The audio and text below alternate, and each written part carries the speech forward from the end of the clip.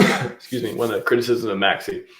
Why would I buy MAXI? If it's only going to have a premium on Hex a little bit, I want my 10,000X. Why in the world would I buy MAXI? I don't want to be here for 15 years. I'm here 2 years max, blah, blah, blah. What is there?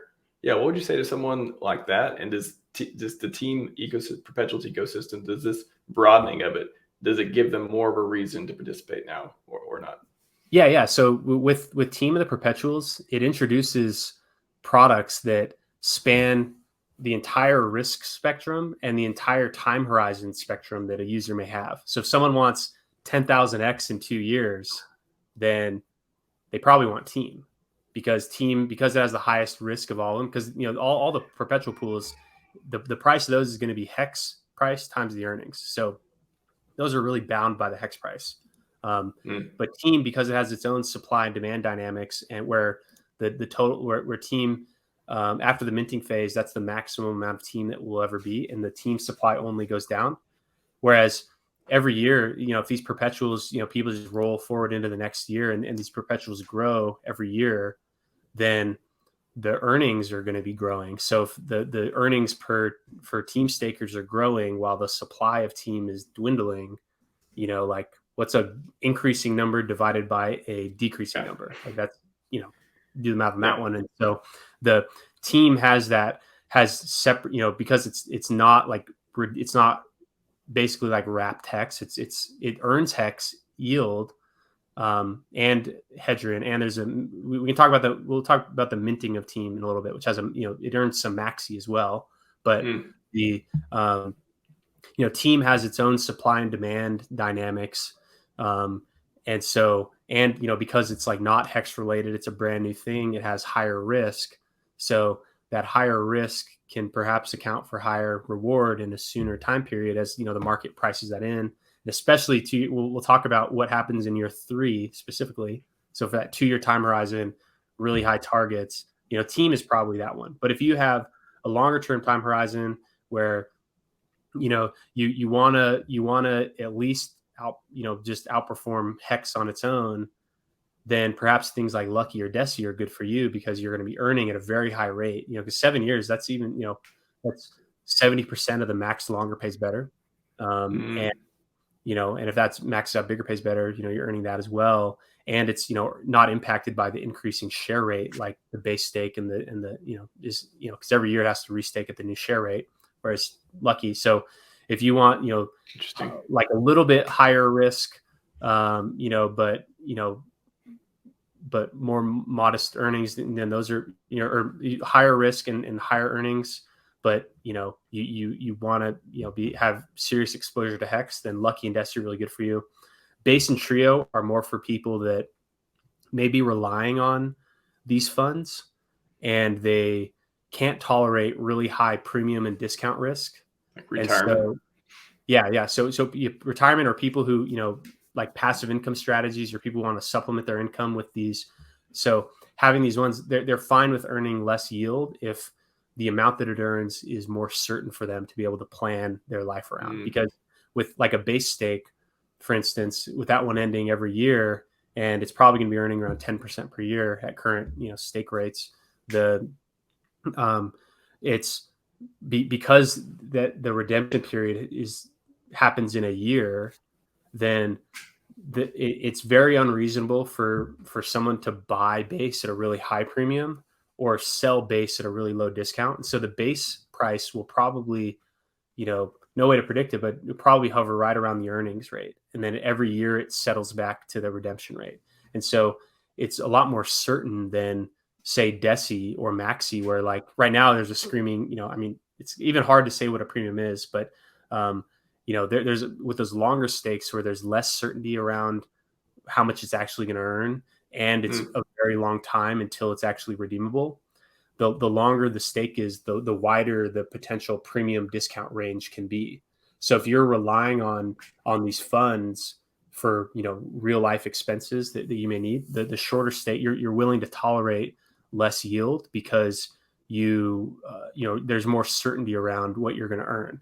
And so that's like the trade-off that people make is, if you can tolerate higher risk that at the time you may want to sell, that a lot of other people may want to be selling, and there's a big discount, then you may, if you can tolerate that, then those longer stakes are a good solution.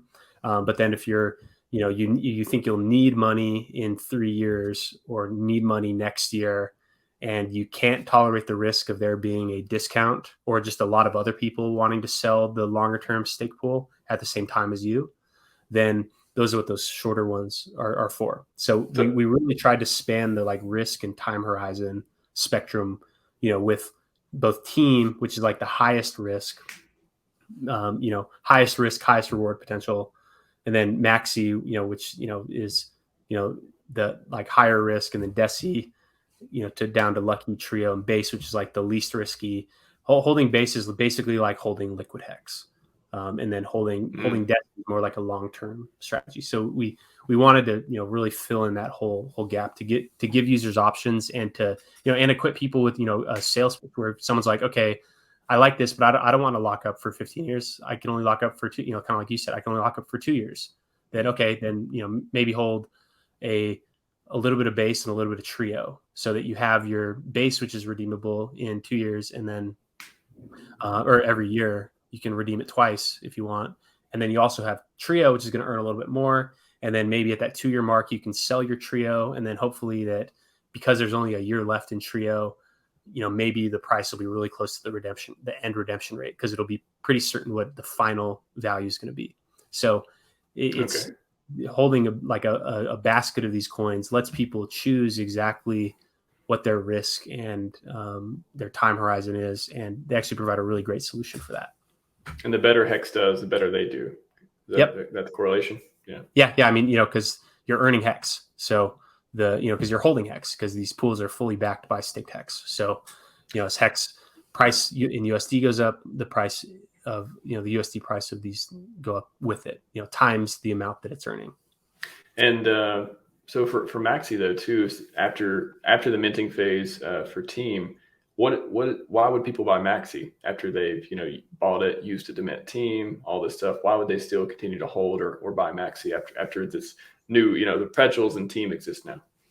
Yeah, so I mean, there's there are more options. If you think that the Team or the Maxi premium is going to go higher than it currently is, that's a good similar why people buy like bonds. It's like they're not really buying it for the yield, they're buying it because they think other people are going to buy the bond later. It's a good analogy.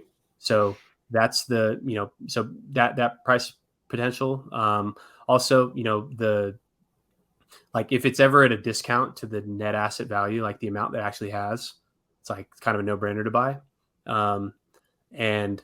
But even at a so buying at a premium, it's like you're expecting continued premium. But also it's even hard to determine what to base the premium on, because like right now it's like we basically like, at least on the Maximalist website, we base the premium on the earnings to date. So it's earned about 10% so far. So the current price is like 1.9, like 1.9 divided by 1.1. That's like the current premium that we describe it. But the end value of the stake is probably going to be 6, at least from, if current daily payout per T share remains constant, it totally can happen. Then it's probably going to earn about 6. It's going to be worth about 6. So it's less than the end redeemable one, and but more than what it was minted for 4 months ago, and it's more than what it has earned to date.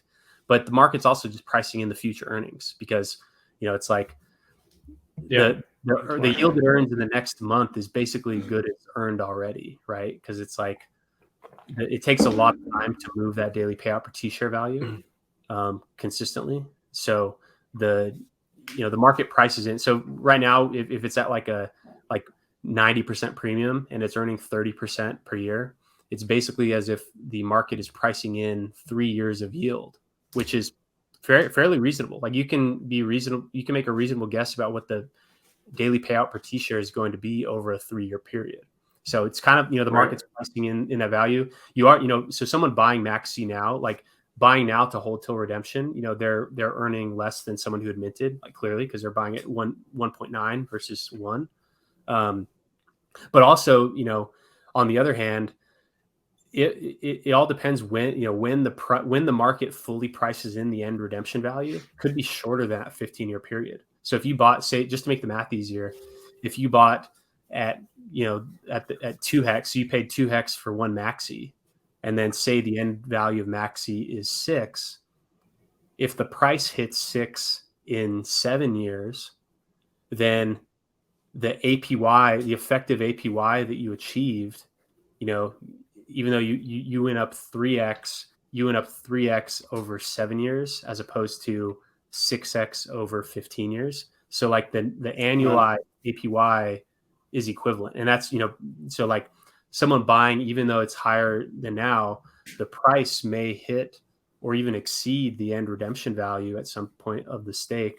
And so if that class of user, not obviously not everyone can sell, because then that makes the premium turn into not a premium. But if the market's already pricing it in, then you could achieve, that like the same measured APY,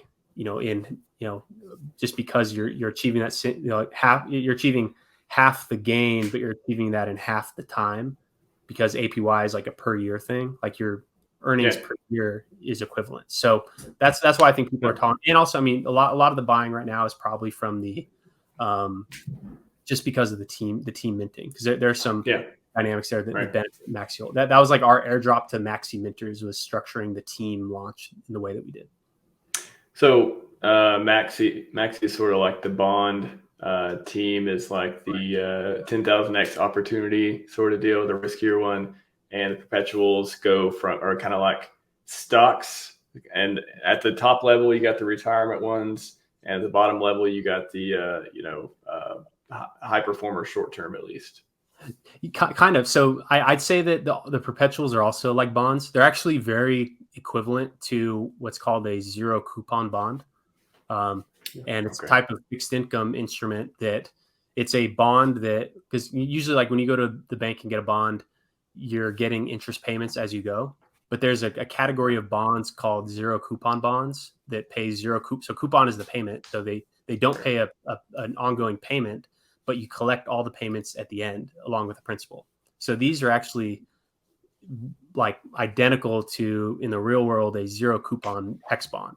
So that's what the perpetuals are, and they kind of span the different cycles. And so like when you look on like there's a thing in the real world called the yield curve, and that's showing like the difference in yield for like the 30-year fixed versus the 15 versus the 1, like, and that kind of gives indicators about the health of the economy.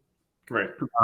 That's kind of what we'll see with these different lengths of stakes, is that those are all kind of like bonds. And then I would say that team is like the bond market, or like the exchange, not the exchange. That's probably a bad analogy, but like, it's like team is like the issuer of the bond, because technically the team contract deploys the pool contracts. Like that's how it's all done trustlessly. That's how you know that these pools are going to pay in a team, is that it's actually the team contract that is deploying these. So I click deploy on the team contract, and so the team contract is deployed, and then the team contract itself deploys base, trio, lucky, and deci. So it's almost like team is like the issuer of the bonds, and then these are, and then and it's like you're you can be an issuer of these bonds by holding and staking team, and you can benefit from their growth.